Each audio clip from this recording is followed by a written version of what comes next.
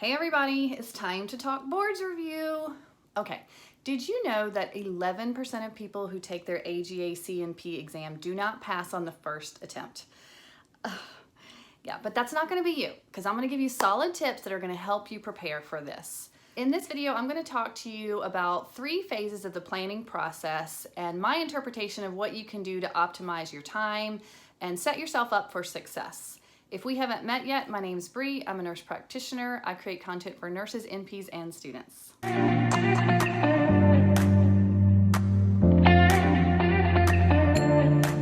So the 3 phases of preparation I'm going to talk to you about, I took from the list of 7 steps from the ANCC's website that they recommend to you for planning.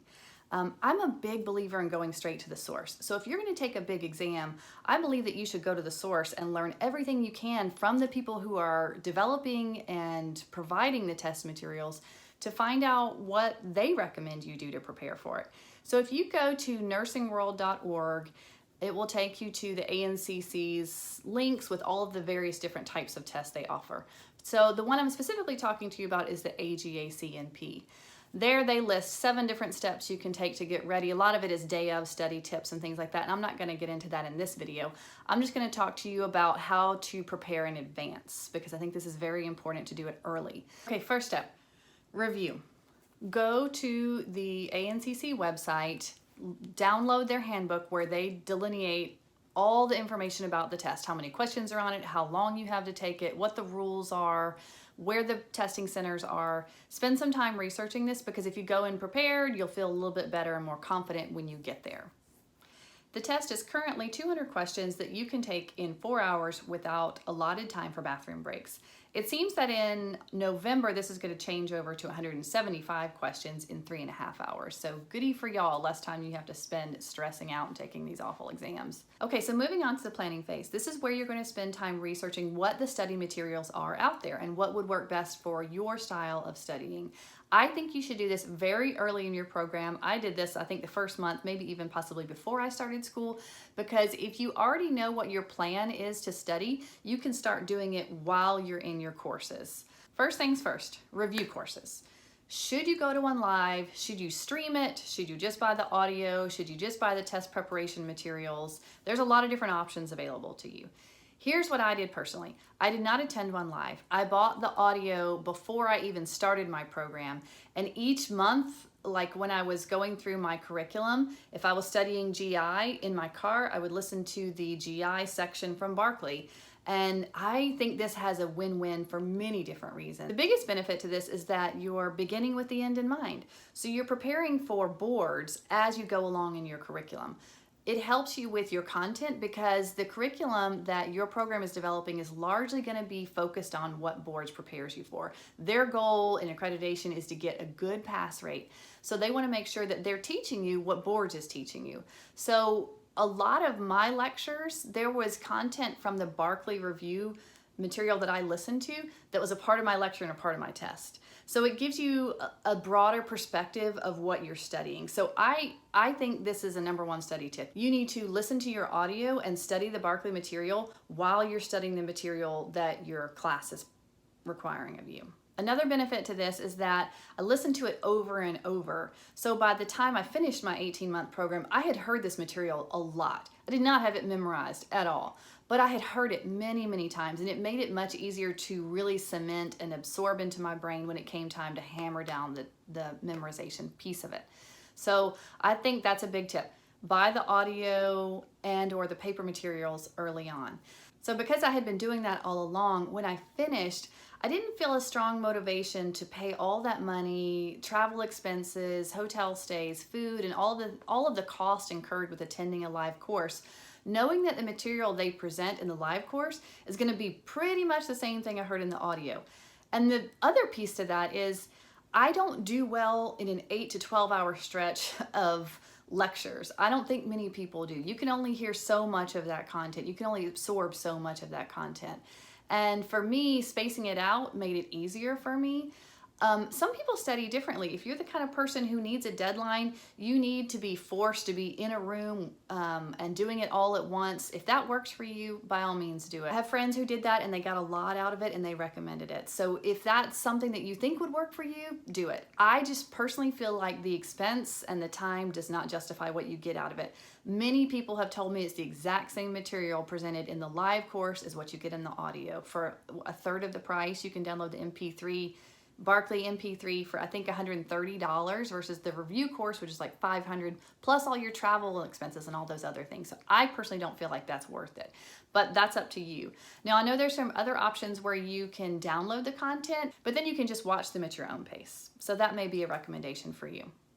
Barkley is not the only program that develops review content. There's Fitzgerald Review. I haven't heard good things about that, but that's just me personally. And again, it's a little bit different based on your specialty and what you're studying for. So FNP exams, a lot of those folks talk about using Leak and Hollier, some of those programs. I haven't heard a lot of good things about Fitzgerald, but I do know that Fitzgerald better prepares FNPs than acute care NPs. For acute care, I think Barkley is the way to go. He's funny, he's an engaging speaker, he has a good way of relating things and adding stories to it that it can kind of cement it more in your brain. So I recommend him. Another resource I want you to look into during your planning phase is the exam question books. I think these are awesome. I will provide some links below of the one, I can't remember, I think it was made by Mometrics, but it's just a study bank and it is phenomenal because if you go through it slowly, I think they break it down into body systems. You do GIs, for example, you do all the questions, you grade it, then you go back and read the rationales and the answers. It really helps, it prompts you to what you're lacking, what you're missing, and then you can go back and study that in the review. So I combine those two. I combine the Barkley review, which I did all through my program, and the question bank books. I think these are two valuable resources, at least for me personally. That's how I study, that's how I learn, that's what I did. Okay, so after you graduate, your school has to send a verification of education to ANCC, and they have to review that and then approve you to take the test. And that takes a little bit of time. For my school, it was about, I think it was almost 2 months, but I graduated over a holiday. Some schools are much quicker. I don't know how yours will work out. You may want to ask them that. But during this time frame, this is where the rubber meets the road. This is the time in which you are going to buckle down and study all of this material. And my number one tip for how to do this successfully is to get a study buddy. I know you're going to say, Brianna, but I like to study alone. I'm an introvert. I don't like being with other people. I think you need to get beyond that. Force yourself to find someone you can tolerate, a like-minded person who's willing to put in the hard work that you enjoy being with, and y'all make a plan together to buckle down and get it done. The benefit of having a partner is that you hold each other accountable, number one. If you know you plan to go 3 days a week and meet at a restaurant at 8 o'clock in the morning and study until noon, if there's someone else that you're having to meet there, you're much more likely to get up and go than if you're on your own and you just got to go downstairs. Number two, when you're studying together, that person is often going to remember things from your program that you don't remember. So when you get to something that you're really struggling to get over and you just can't fully grasp, they may have heard it and interpreted it in a different way, and they'll be able to teach it to you. I think that the ideal time frame for studying is about 6 weeks, and you should study 3-4 times a week for a total of, I would say, 15 hours a week, maybe 20, maybe 10, depending on how much you need. The group that I met with broke it down into 3 days a week, and we would meet for anywhere from like 4 to 6 hours. We met at a local restaurant, and we'd have breakfast and sometimes lunch and sometimes an afternoon snack, but it got us out of our homes and all of the distractions that are there, and we were able to help each other in so many ways. I really attribute my success to this. I think it is a big component, and I highly recommend you find a study partner or group. So what did our group do? Okay, well, our group all studied Barkley material. So I made flashcards, several of the others made flashcards, and we would ask each other questions, and we would just go through system after system after system. Sometimes we would throw in there practice questions, and we would ask each other, because we all had different resources. That's another benefit of having a group. If you buy one book that has test question bank and someone else buys another one, then you've got 2 resources for the price of one. So that's another benefit of having a partner. And you can just ask each other questions all day long. And this is just the phase in which you have to put in the hard work. It's just going to take time. Now, I know that there are plenty of people who don't study at all and they just go straight in and take the test and they've done well. This is where you kind of have to know what type of person you are. I'm the type of person that I have to hear things multiple times. I have to learn it, recite it, teach it to another person in order to really get it in there. I feel that this is very valuable to pick your resource and know your resource very, very, very well. Because when you get in to take that test and you think it's going to be all Barkley, you're wrong. Only about 50% of your actual boards is going to come from these review courses. So you really got to know that material. The rest of it, and it's going to be random. You know, there are going to be plenty of questions you're going to get. You're like, I know it. But there are going to be questions you're going to get that you're like I got a bunch of trauma questions. I haven't worked trauma in 10 years. So some of those questions I thought, I have no idea what the answer to this is. Let me just guess, see. It's very anxiety provoking. And you may be one of those kind of people like me who the entire time I'm taking the test, I'm freaked out. I have major test anxiety. I think I'm gonna fail. Funny story, when I took my test, my kids had had lice the week before. And you know how when your kids have lice that you start getting like super itchy and paranoid that you have lice too. So I'm sitting in this proctored test where people are watching you the entire time. Super nervous. I got a lot of facial expressions I have a hard time keeping in. So I'm like nervous, I'm a little bit rocking, I'm itching because I feel like maybe I have lice, I don't know.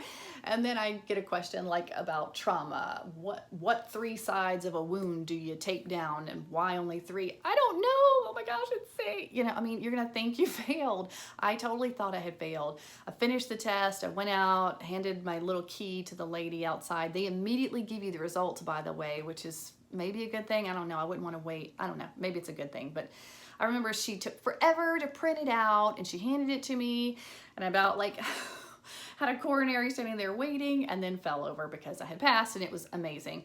But it's a traumatizing experience for anybody, even the most confident of people. It's a rough experience. I know when you finish school, you're done. Your brain is fried. You have no more capacity to put anything else in there and you just want a break for a little while. You want to go on vacation, you want to take some time off and just be a cool bedside nurse and not have to stress about learning new things. I know you do. I would encourage you to fight that instinct. If you want to take a weekend at the beach or a week off, cool. I'm not saying don't do that. You deserve it. Do it. Don't go any longer than that. Don't let this go into 2, 3, 4, 5, 6 months before you schedule your test. You're going to regret it because all those things that you crammed into your brain are going to be gone and out the window and you're going to have to start over from scratch. So just commit to yourself that you're going to finish, you're going to take a short little break, and then you're going to get right to it. You're going to schedule your test so that you can back into your study schedule and it forces you to just get it done and not have it hanging over your head. You don't want this hanging over your head for the rest of your life. I know it's anxiety provoking. Trust me. I know it. I felt it. I'm sure everybody watching me take that test was rooting for me or stressed for me, one of the two. But if I did it, you can do it. If you fail, it's not the end of the world. You spend the next 60 days studying everything, really cementing it in your brain. You take it again and then you pass. So it's not the end of the world if you fail. There are a percentage of people who are going to fail. So don't think that that means that this was a waste of your time and you weren't designed to do this. Don't let it bring you to that place. Just prepare. And my number 1 tip to begin with the end in mind, start your program planning for boards. If you start 1.5 years, 2 years, 3 years, you got all that time leading up to it. You're gonna do great, guys, and I know that you're gonna have a picture with your certification on it, and when you get it, let me know. Post it down below so I can see your picture and know that you passed.